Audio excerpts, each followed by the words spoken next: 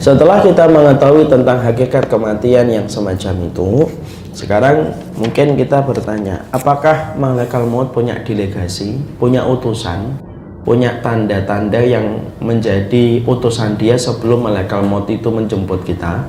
Maka sesungguhnya diterangkan bahwasanya sebelum kematian itu Allah sebenarnya sudah memberikan banyak peringatan-peringatan sebelum datangnya kematian ketika betul-betul menjemput kita. Allah itu penuh rahmat, makanya ketika Allah memiliki rahmat yang sangat sempurna, maka Allah itu selalu mengirimkan peringatan sebelum malaikat maut itu nanti datang.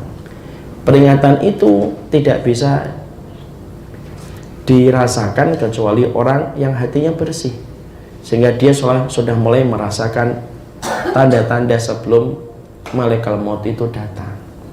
Tentunya tanda-tanda di sini bukan tanda-tanda sebagaimana kita memahami tandanya kemudian dia sudah mau mati. Tidak, ada tanda-tanda umum yang kita merasa itu tanda biasa, padahal itu sebenarnya adalah tanda-tanda kematian. Apa saja itu?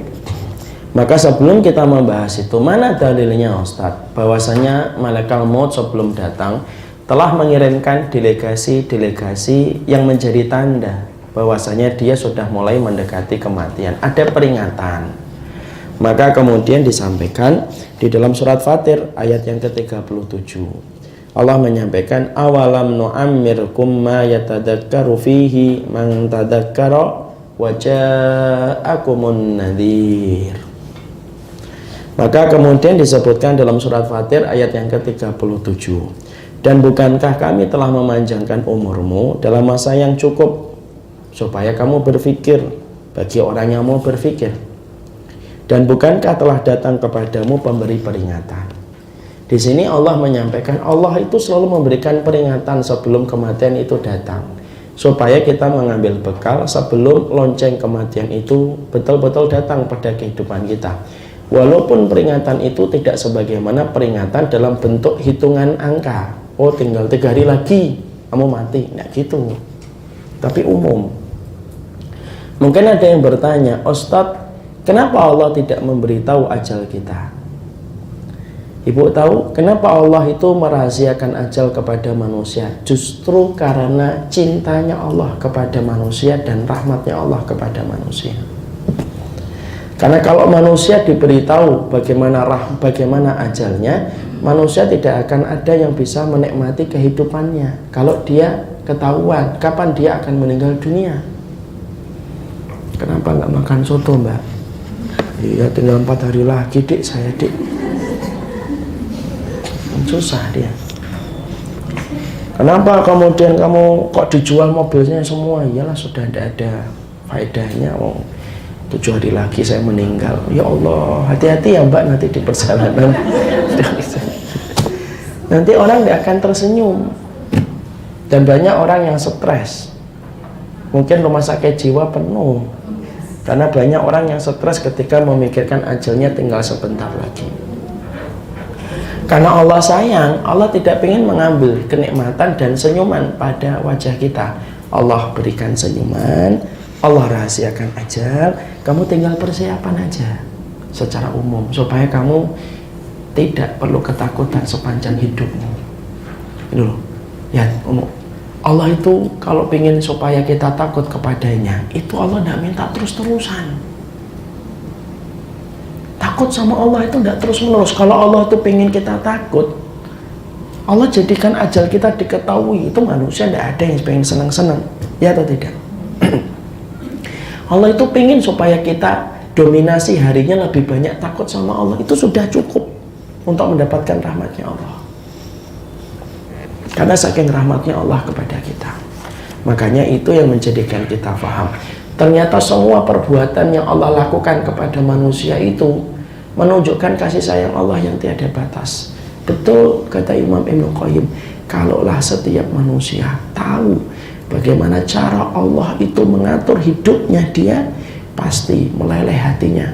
Karena dia cinta betul kepada Allah yang sempurna mengatur hidupnya dia.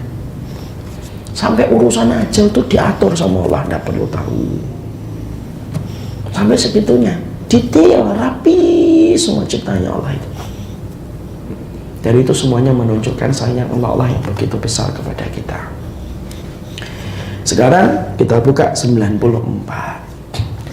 Terus peringatan-peringatan Allah itu apa saja, Ustaz? Peringatan-peringatan Allah itu tentunya berbagai macam keterangan. Ada macam-macam. Kalau pada zaman Rasulullah itu sudah mulai merasakan ada peringatan sebelum kematian itu datang dengan turunnya surat apa? A. Al-Falaq, B. Al-Ikhlas, C. Al-Kafirun. Yang mana Ibu? Surat apa? Siapa yang jawab A? Al-Falaq, B. An-Nas, C. Al-Kafirun. Siapa yang jawab A? Siapa yang jawab B? Siapa yang jawab C? Masya Allah. Kayak gini nih yang membuat saya libur 7 bulan ini.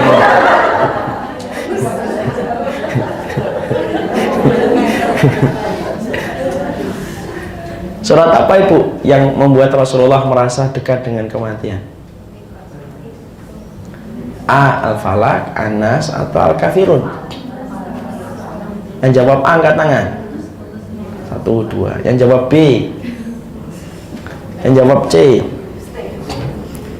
Insya Allah. Ya Allah, berilah saya kesabaran. Yang jawab A salah. Yang jawab B salah. Yang menjawab C salah. Jawabannya yang benar itu surat An-Nasr.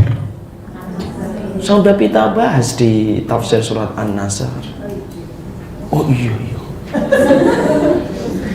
Loh kok bisa Ustaz surat An-Nasr itu menjadi tanda dekatnya Rasulullah dengan kematian? Ibu perhatikan ayat yang pertama. Apa ayat yang pertama surat An-Nasr? Idza jaa nasrullahi wal fath. Apa artinya? Apabila telah datang pertolongan Allah dan kemenangan. Kalau nabinya sudah dikasih kemenangan, dikasih pertolongan, setelah itu menang. Berarti tugas nabinya selesai atau belum selesai? Selesai. Kalau sudah selesai berarti kalau nabinya sudah selesai melaksanakan tugas dari Robnya. Maaf. Kalau nabinya sudah selesai melaksanakan tugas dari Robnya, maka nabinya ngapain? Balik kepada Allah atau tidak? Balik kepada Allah. Makanya ketika turun surat An-Nasr, perhatikan jawaban Nabi. Nu'yat ilayya nafsi. Lonceng kematian telah diperdengarkan ke telingaku. Tapi Nabi tidak tahu kapan beliau akan meninggal dunia. Cuma Nabi sudah merasa. Jadi artinya bahwasanya ketika membahas tentang peringatan sebelum kematian bukan berarti manusia itu tahu detailnya kapan meninggal. Tidak. Karena tidak ada yang tahu kapan detailnya akan meninggal dunia. Makanya saya masih ingatkan Ibu, dulu saya pernah ngomong, nggak ada manusia yang tahu kapan meninggal dunia, itu nggak ada. Makanya kalau orang masyarakat kita suka ngomong, oh kemarin dia itu pengen makan bebek, itu ternyata bebek yang terakhir kali dia minta, karena hari ini meninggal dunia. Ya Allah, nyesel, minta bebek yang terakhir nggak saya berikan, kayak gitu. Kasihan banget di kuburan. Emang di kuburan mikir bebek. Kan kadang-kadang gitu. Kalau saya meninggal nanti malam, maka tadi sore saya misalkan ngomong, wah kalau ada gorengan enak nih hujan-hujan, misal. Makanya batuk itu contoh, saya lagi batuk, tidak gorengan. Yang rebusan-rebusan saya. Maka kemudian saya ngomong, wah kalau ada gorengan enak nih, ternyata malam meninggal, jangan gak usah dikaitkan. Oh Ustadz itulah gorengan terakhir kali yang dia minta. Nggak usah gitu. Malu saya nanti balik sama Allah kalau ada jemaah saya gitu. Karena kemudian tidak ada yang tahu kapan orang meninggal dunia. Lah itu Ustadz ada katanya 40 hari sebelum orang itu meninggal dunia itu enggak ada Ibu. Kalau Ibu kemudian ngerasa 40 hari sebelum meninggal dunia, kira-kira Ibu bisa ketawa enggak sih? Nggak bisa ketawa. Kenapa orang yang mau meninggal dunia itu masih senyum? masih ketawa, ada yang joget-joget, ada nggak pernah lihat nggak? Masya Allah ya, saya ngeri lihatnya. Lagi joget-joget, jatuh. Kalau memang hadis bahwasanya sebelum 40 hari dia itu merasakan kematian, mungkin nggak joget-joget. Maka itulah yang menjadikan kita memahami bahwasanya secara umum peringatan itu bukan dalam artian angka dan kalkulasi nomor. Oh tinggal 4 hari, bukan itu. Tapi peringatan itu umum. Makanya peringatan itu apa saja? Nah, kita lihat dalam keterangan.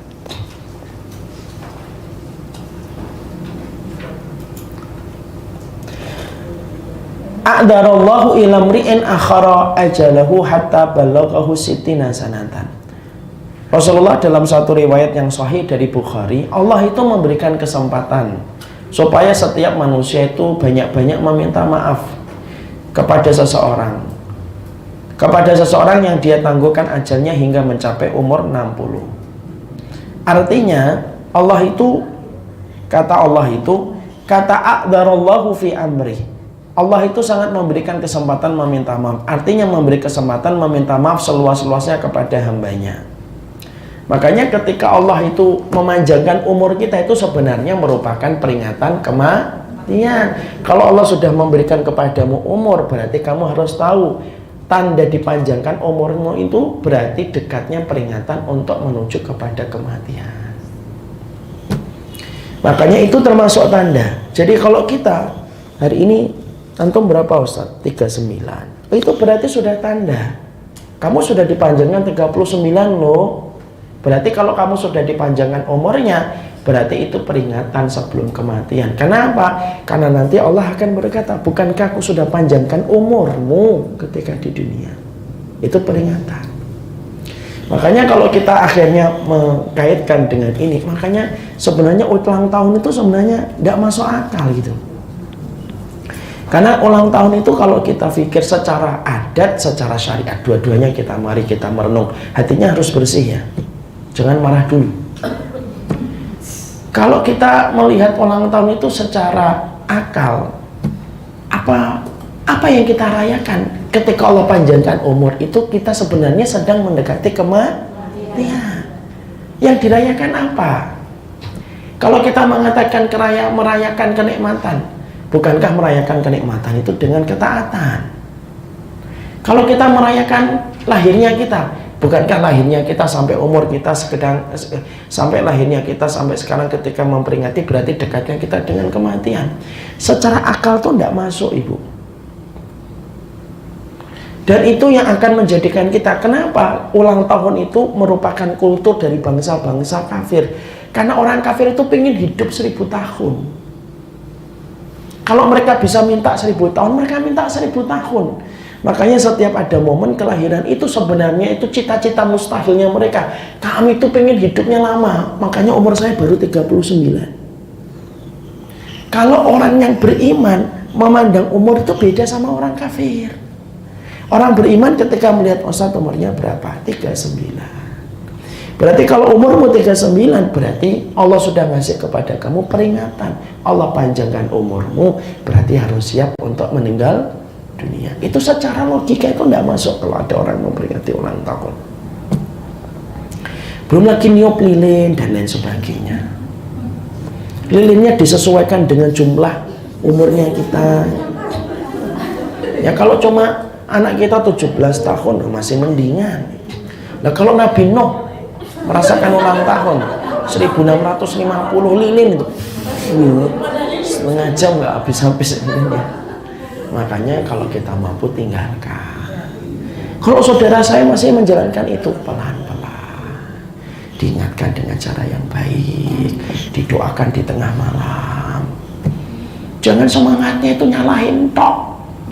Semangatnya itu mencela malam, tapi tidak pernah membawa lentera. Kita tidak butuh orang yang mencela malam, mencela gelap tapi tidak membawa lentera. Kalau kamu pengen kayak dai itu dua, dia mencela kegelapan tapi dia membawa lilin untuk menerangi. Ya kita memang katakan maaf itu tidak ada. Terus gimana? Nah, kita sampaikan kegiatan yang lebih bermanfaat. Di situ kita paham. Karena apa? Umur itu bukan kaitannya dengan kegembiraan. Kalau kita menyebut umur itu sebenarnya mengingat kematian. Makanya para ulama terdahulu ibu, itu mereka itu makruh saling menanyakan umur. Makanya mereka tidak pernah nanyakan umur di antara mereka. Nabi aja tidak pernah nanya umur. Kam umroh, berapa umurmu? Tidak ada Rasulullah nanya-nanya gitu.